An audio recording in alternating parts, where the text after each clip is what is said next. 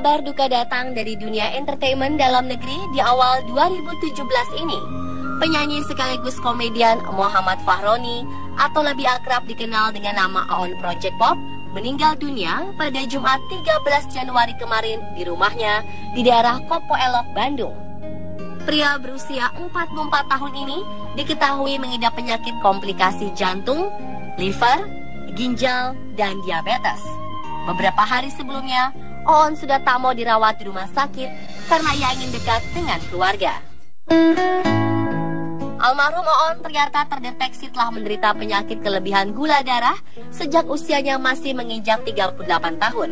Dan dalam kurun waktu selama 6 tahun terakhir ini, penyakitnya tersebut menyebar hingga mengakibatkan komplikasi jantung dan gagal ginjal. Seperti diketahui, diabetes adalah penyakit seumur hidup yang ditandai dengan peningkatan kadar gula dalam darah. Hal ini disebabkan karena kurangnya insulin pada protein yang mengatur kadar glukosa darah, serta kurangnya respon terhadap insulin yang diproduksi oleh tubuh. Penyakit diabetes yang diderita oleh Oon adalah penyakit keturunan yang diderita oleh sang ayah. Risiko mengidap diabetes cukup tinggi jika keluarga, orang tua, atau saudara Anda juga memiliki riwayat penyakit ini.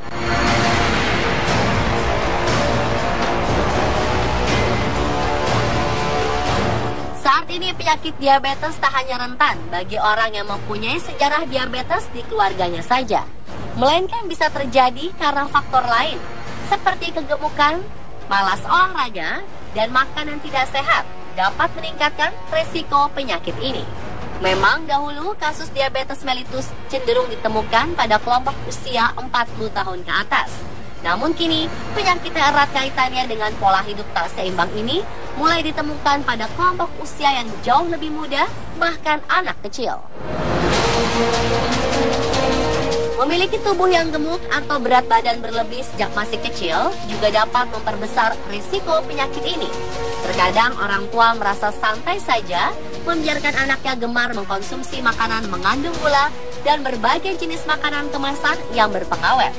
Padahal jika tidak dibatasi, apalagi jika aktivitas fisiknya kurang, anak kecil juga bisa berpotensi mengalami diabetes. Mirisnya, meski jumlah kasus penyakit diabetes diperkirakan meningkat, sebagian besar penderitanya tidak menyadari bahwa mereka mengidap diabetes. Hal ini disebabkan penyakit ini umumnya tidak menunjukkan gejala yang signifikan.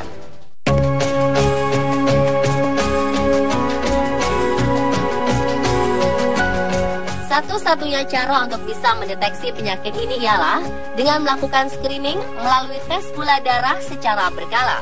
Cara ini penting dilakukan, baik oleh generasi muda maupun masyarakat pada umumnya yang memiliki faktor risiko diabetes. Di sisi lain, orang tua juga bisa mewaspadai tanda pre-diabetes pada anak-anak sehingga mereka bisa terlindungi dari ancaman penyakit diabetes. Pre-diabetes ini biasanya diiringi dengan hiperpigmentasi yang membuat kulit terlihat hitam, yang kadang timbul di bagian leher atau ketiak anak dan kerap disalahartikan sebagai kotoran. Hiperpigmentasi ini juga bisa muncul pada anak yang belum memasuki fase pre-diabetes, tetapi sudah memiliki kadar insulin yang tinggi di dalam tubuh.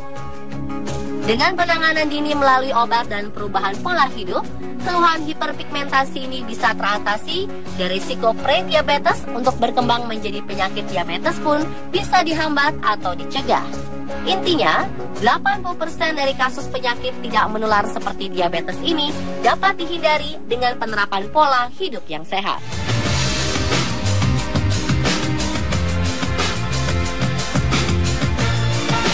Pemirsa, tahukah Anda sebenarnya ada cara sederhana yang bisa dilakukan untuk mencegah diabetes melalui perubahan kebiasaan buruk?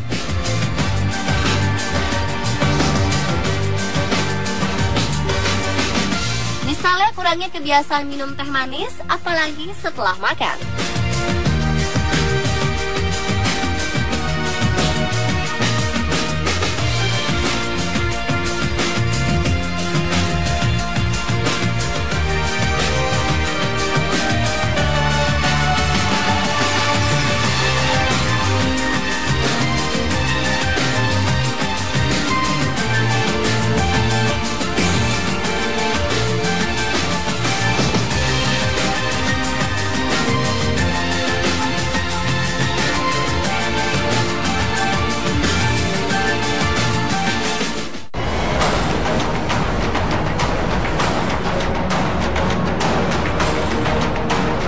Dan pemirsa, tak hanya penyakit diabetes saja yang sudah mengintai generasi muda. Beberapa penyakit lain yang mengintai generasi muda diantaranya adalah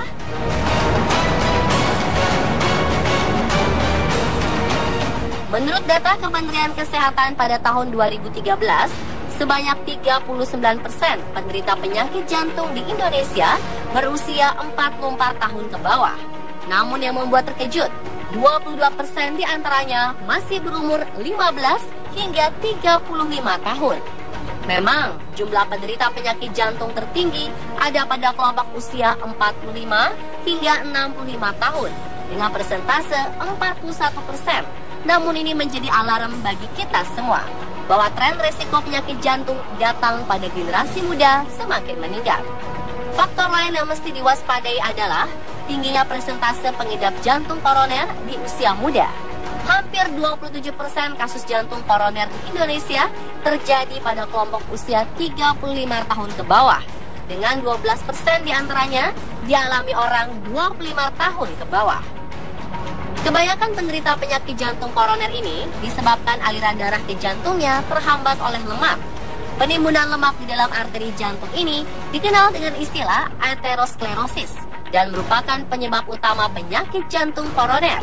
Selain dapat mengurangi suplai darah ke jantung, aterosklerosis juga dapat menyebabkan terbentuknya trombosis atau penggumpalan darah.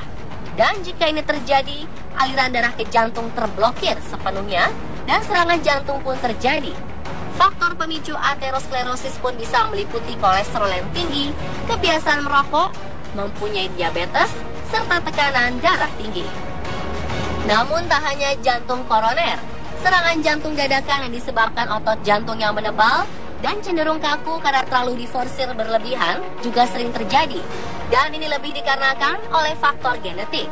Jika memiliki orang tua atau keluarga terdekat yang mengidap jantung, kita harus sedikit waspada. Karena itulah pentingnya memeriksakan kesehatan jantung sejak dini meski masih berusia muda.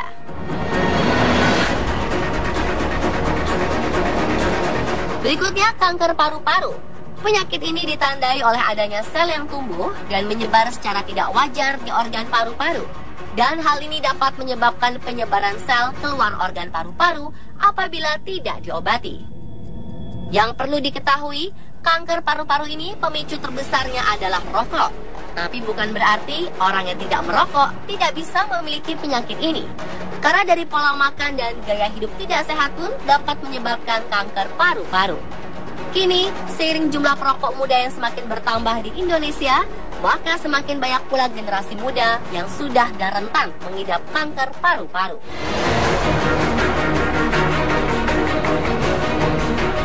Saat ini, perilaku konsumtif dan instan para anak muda dan remaja membuat penyebaran penyakit stroke ini tidak hanya diderita oleh mereka yang telah berusia lanjut, tapi juga di kalangan generasi muda.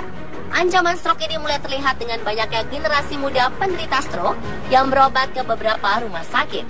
Stroke itu biasanya terjadi secara mendadak atau tiba-tiba dengan gejala yang bervariasi, mulai dari bicara cadel, lemah sebelah tubuh atau seluruh badan, sampai tidak sadarkan diri.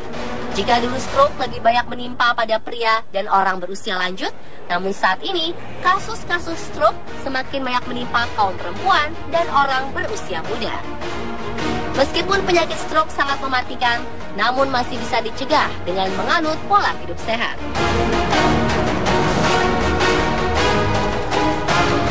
Dan pemirsa, itulah penyakit-penyakit yang kini mengintai generasi muda. Tentu saja lebih baik mencegah daripada mengobati. Jika tidak ingin mengalami berbagai penyakit ini di usia muda, mulailah rajin berolahraga dan melakukan pola makan yang sehat dan seimbang. Dan satu lagi, jangan pernah takut atau malas untuk mengecek kesehatan Anda ya, karena lebih awal diketahui, lebih tahu tindakan yang akan dilakukan.